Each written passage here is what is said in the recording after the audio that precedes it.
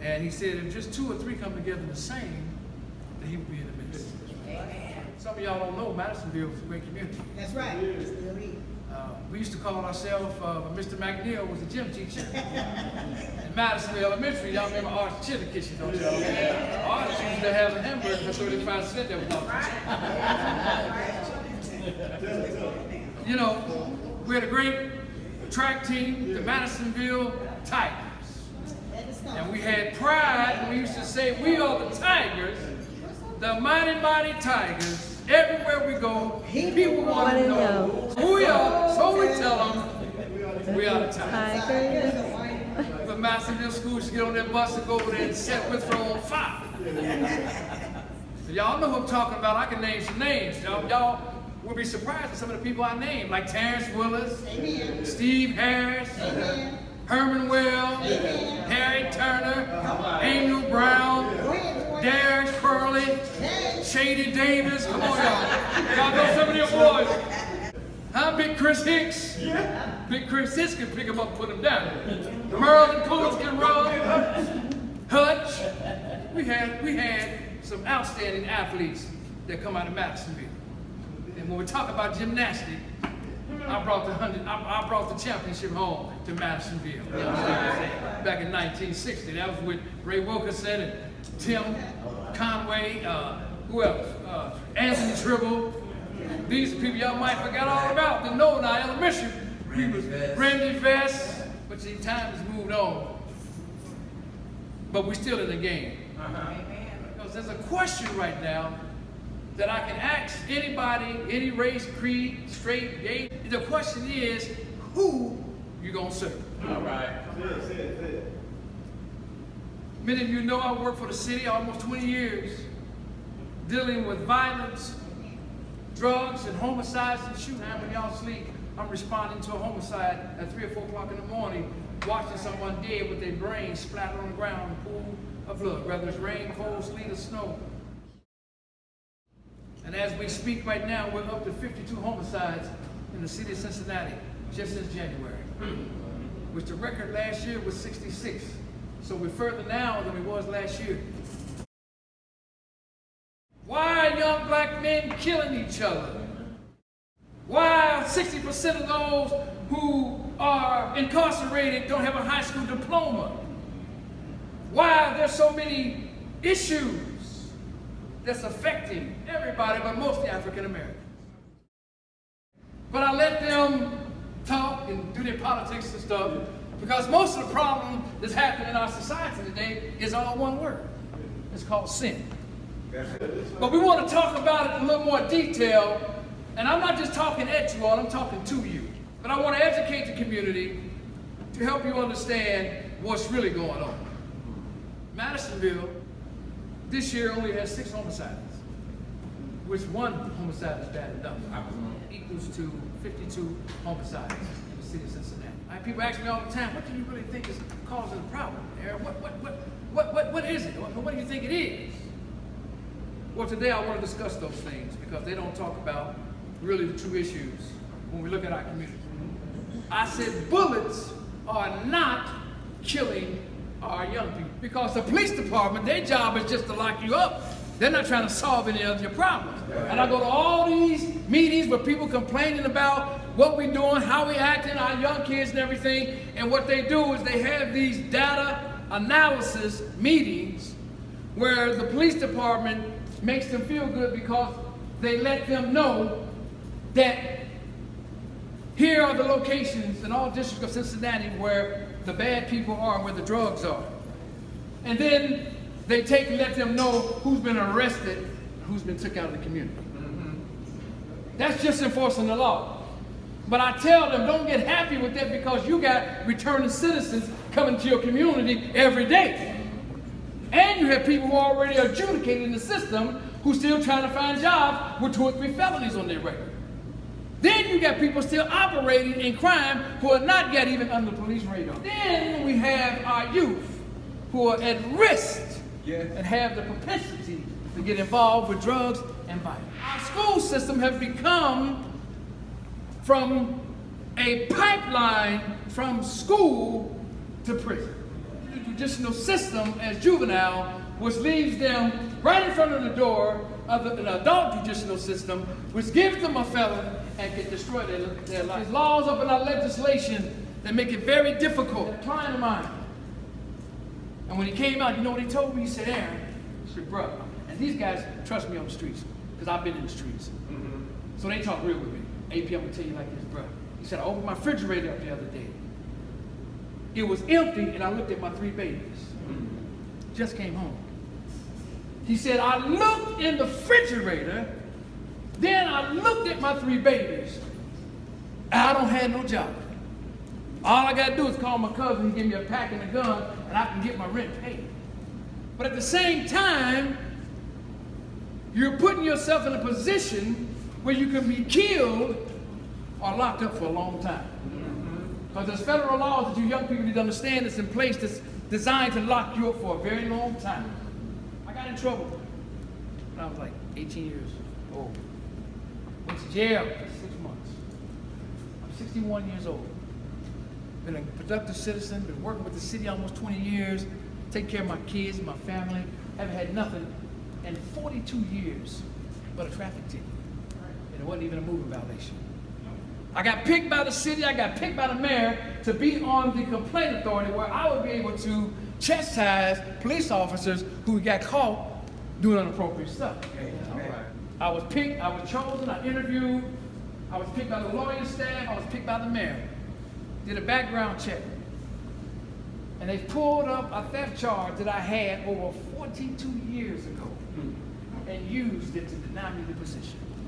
So we have to understand that we have wickedness that's set in high places. That's why we don't so get educated and understand what's happening. People just get money for programs, saying they're going to help people, and the change really got to come within our legislation.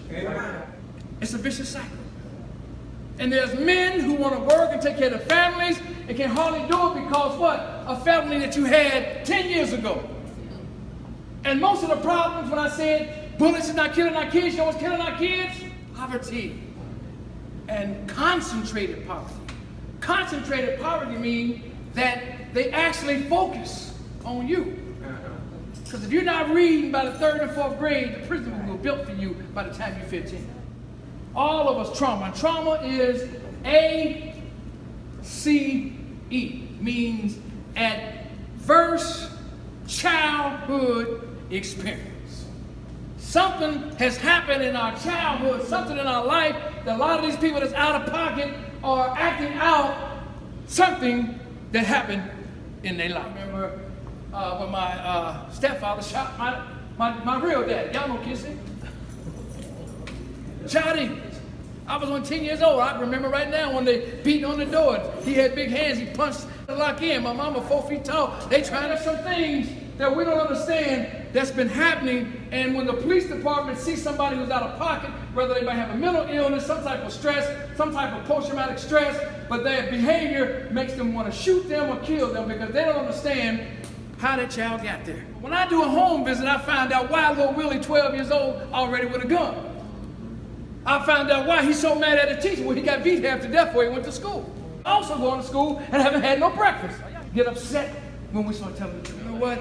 I done work with thousands of students and stuff, but I got enough people right here in my family to start helping. The average youth, if you cause a crime and go to court, they can give you 9 months. Let me check y'all. I mean, if the juvenile system gets $50,000 just to house him for 9 months, but if he come in there with 18 months, how much does he work to the city? $100,000. I'm not going to juvenile talk. I'm talking about real shooters, real killers, real robbery boys that feel like they're hitting licks.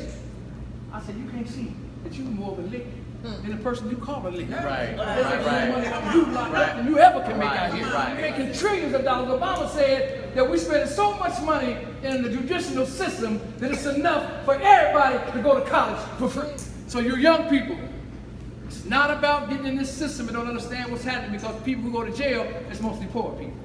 How can I go to jail for selling dope and give the lawyer the same dope money I'm going to jail for? Boy, bad. Anybody took the taxes out of it yet? How can he take it? You right. Uh-huh. You right. How can he take it, Mike? You get ready to send me to jail for a 20 to 40 for a brick, And I done paid this lawyer $20,000, and I'm still going to jail. Yeah. And I've seen people that I walked up on high from fentanyl. I've been trained to give them that Narcan to resuscitate them. They wake up and go looking for the dope man. I'm serious. Over and over. It's been around for a while. Amen. Yeah. But it has fell on the doorstep of some of the people who's responsible for bringing it in. So now they're ready to do something about it. They're ready to do something about it. Suburban, you down here? I'm not pressing the pressure, but we need to understand what's going on. Overdosing a long time ago. You understand? They need to get alarmed about, because the one thing to be passed out on some fentanyl, and another thing to be shot to death in the street. Watch out, little boy. So what I did, I began to take the information and the knowledge that I had, and I wanted to format it in a documentary so I could take it to rec centers and schools and churches to help us understand what's really going on. Because this big business in America is coming on our bad behavior. Some of us have been made crazy on purpose, based on our food, based on the trauma. Look, here's even people who have what you call compassion fatigue, because we still feel nervous because I'm trying to let my kid go to school that morning, but somebody just got shot right down the street. They can't even see the dynamics in our neighborhood because the Arab stores has given the drug dealers everything they need to operate all day long. Stop it. They got the liquor, they got the chicken, they got the condoms, They got the hair. they got everything. Everybody playing with the Chinese that came over here. We got red, blue, orange hair. They got our nails. They own us. Got to understand what's happening to us. And it's causing a behavior. The easiest thing for them to do is like give you a felony that can follow you for the rest of your life. Say that. So when I examine a young man, I find out all the dynamics of why, son, are you where you are. Because trauma is a result of an event, some type of circumstance that you experienced, whether it was physically, emotionally harmful, or life-threatening, that can last you a lifetime. And we find out about the stress, the post-traumatic stress. We find out about abuse, whether it's verbal, whether it's sexual, whether it's physical. Then your child going to school, he's all bottled up. And the teacher don't know what's going on. She's like, look, Billy, you're acting, get out of the room. Because he wouldn't pay attention to the board. Found out that he just needed some glasses that his mama couldn't afford to buy. So there are some things we need to understand to save our children. Try to get high to take us out of the reality of our situation. Some of these mamas is in bad, some of these mamas off the chain. I had a little boy tell me, you know, hey, my friends on the street love me more than my mama. You know what I'm saying? I'm your son. Right. You're talking about Willie, and you love Willie more than me.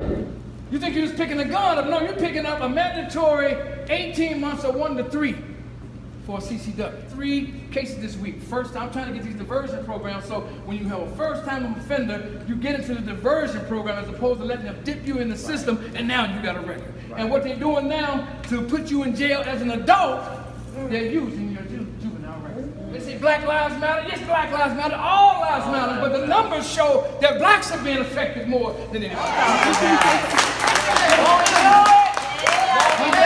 Let me let y'all know something about your success in your life. Our young men, that's what they do. They only house their body. They never change their cognitive thinking. That's why they get out, and you're like, well, how did he go back? He went back because only his body was housed and never his mind was changed. See, when your mind changes, you do something different. Once you get a felon, once you're not educated, they no longer see the value in you and don't want to touch you no more. You guys seen how you can sit right here with your eyes open and your ears open and still can't see? That's good. That's good. But what happens is God still sees value in you. If you've been messed up, on dope, messed up, abused, locked up, backstabbed, talked about, misunderstood, God still sees value in you. This is one thing I want y'all to take away from here. If you got something to do, do it while you can. Because the worst thing in the world is decide I want to do it, and now you can't. It's called who you gonna serve.